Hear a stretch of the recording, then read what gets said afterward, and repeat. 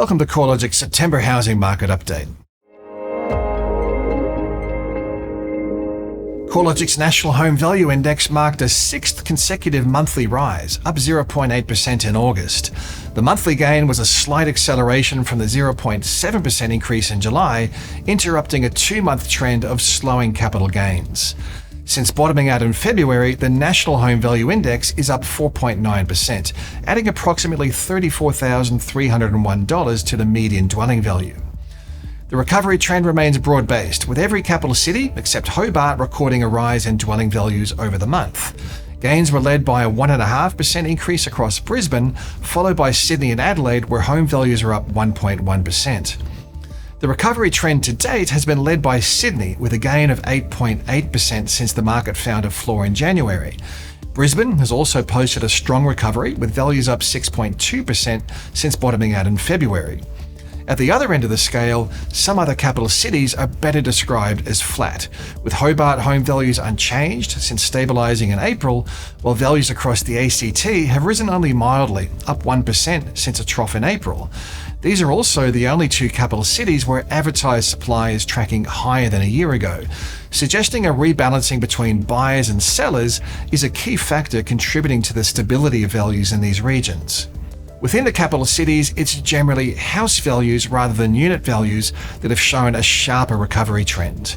At the combined capital cities level, house values are up 6.3% since bottoming out in February, compared with a 4.9% rise in unit values. The more significant rise in house values comes after a larger drop through the preceding downturn, where house values were down 10.7% compared with a 6.5% drop in unit values. With internal migration trends normalising across regional Australia and less demand-side pressures from net overseas migration than in the capital cities, regional markets generally aren't seeing the same level of recovery. Home values across regional Australia are up 1.6% since a trough in February, compared with a 6% rise across the combined capital cities. Conditions across each of the regional housing markets were mixed, with values down over the month across the non-capital city regions of New South Wales and Victoria, rising firmly across regional Queensland and regional South Australia, and holding relatively flat in regional Western Australia and Tasmania. Lower than average advertised supply levels remain a key factor supporting upwards pressure on home values. Unusually, the flow of new listings has lifted through winter. However, total advertised supply levels remain 15.5% lower than a year ago across the combined capitals, and almost 19% below the previous 5-year average. Across the capital cities, the most substantial rise in total advertised stock levels over the past 2 months has been in the ACT, where listings are 10.2% higher. Sydney and Melbourne have also recorded a noticeable lift in total advertised supply levels, up 9.8% and 8.3% respectively, although both cities continue to record stock levels that are lower than a year ago. Advertised supply levels remain remarkably low in Perth, Adelaide and Brisbane, where total listing counts are more than 40% below the previous 5-year average and continues to trend lower. Perth home values increased by 0.9% in August, taking housing values in our western city to a new record high. Home values are up 5.3% over the past 12 months, led by a 4.7% rise in house values and followed by a 3.1% gain in unit values. Advertised supply levels remain extremely low, tracking 44% below the previous 5-year average. With only 10,345 homes advertised for sale over the 4 weeks ending August 27th, inventory levels are at record lows. Strong selling conditions can be seen in the median days on market at just 14 days and vendor discounting rates at just 2.8%. With housing values trending higher over the past 6 months, it's clear the Australian housing recovery is firmly entrenched, albeit with some diversity from region to region. Of the 85 SA4 submarkets nationally, 65, or just over 3/4 of them, recorded a rise in home values over the 3 months to August. Areas where values were down over the quarter are primarily regional, with a skew towards regional Victoria and to a lesser extent regional New South Wales. Additionally, 3 of the 4 Tasmanian SA4 regions were down in value over the rolling quarter. Although housing values are broadly rising, some headwinds remain apparent. Rising stock levels will be one of the most important factors to watch over the coming months. The past 2 months saw a subtle rise in total listings in some regions, which has supported a deceleration in value growth.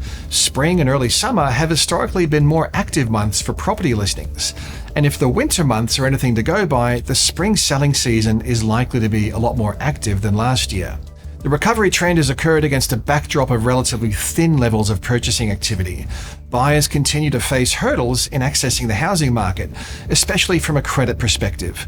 Lending to borrowers with small deposits or high debt levels relative to their incomes has become an increasingly smaller portion of home lending. Additionally, borrowers continue to be assessed to service a new loan 3 percentage points above the current mortgage rate.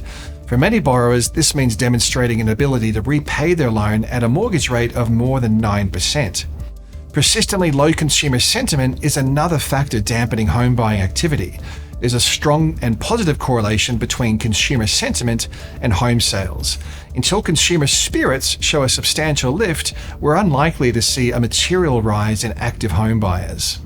With interest rates unlikely to reduce until well into 2024, more households are likely to be facing mortgage stress. The most recent data has continued to show mortgage arrears remain only slightly above record lows. However, the portion of borrowers falling behind in their mortgage repayments is likely to rise through the second half of the year and into 2024. The risk increases as more borrowers navigate the transition from low fixed home loan rates to substantially higher refinanced rates. On the flip side, there's a range of tailwinds that should help to offset these downside factors. With inflation reducing faster than forecast, cost of living pressures are becoming less significant and the risk of higher interest rates has subsided. The combination of lower inflation and a growing expectation that interest rates have peaked should gradually boost consumer sentiment, helping to support high commitment decision-making such as buying or selling a home. Unemployment is forecast to hold below average levels. Although labour markets are forecast to loosen, unemployment is expected to remain well below the decade average of 5.4%. Housing demand from strong population growth is set to remain a feature over the coming years, and we're yet to see any material supply response. Net overseas migration is expected to hold at above average levels over the coming years, underpinning housing demand against a backdrop of persistently low dwelling approvals. The latest estimates from NIFIC forecast that Australia's housing sector will be undersupplied by around 175,000 dwellings by 2027, which will be another factor supporting housing prices over time. Clearly, there's a lot to stay on top of. You can keep up to date with all the property sector updates at the research pages of the CoreLogic website, corelogic.com.au.